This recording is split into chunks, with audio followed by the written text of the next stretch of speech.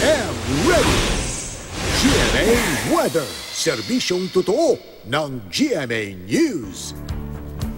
Hi, good morning, Susan. Mantani, pwede ba magplano ng mga gimmick to this weekend? Oh, yes, Susan. Pwedeng-pwede, ha? Oo, talaga, ha? Kasi wala tayong inaasahang bagyo na papasok sa loob ng Philippine Area of Responsibility ngayong weekend. At makikita natin dito sa ating wind map, yung pag-ihip ng hanging amihan o yung northeast monsoon, tuloy-tuloy yan hanggang ngayong weekend. Kaya magiging medyo malamig pa rin dito sa Luzon at ilang bahagi ng Visayas. At may low pressure area tayo rito pero papalayo yan at halos hindi umaalis dyan sa may eastern border ng ating Philippine Area of Responsibility at walang direktang epekto sa ating weather.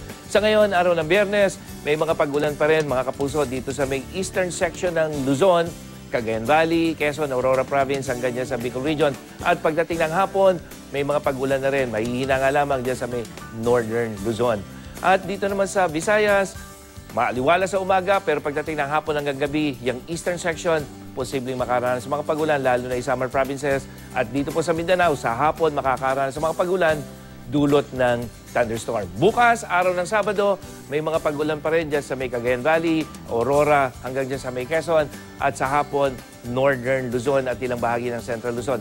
Sa Visayas at Mindanao, may mga pag-ulan ng umaga pa lamang yan, lalong-lalo na dyan sa may eastern section ng Visayas at dyan sa may Caraga. At araw ng Linggo, makakaranas ng mainang pag-ulan ang ilang bahagi ng Luzon, pero mas malaking bahagi ng Luzon maaliwalas mga kapuso.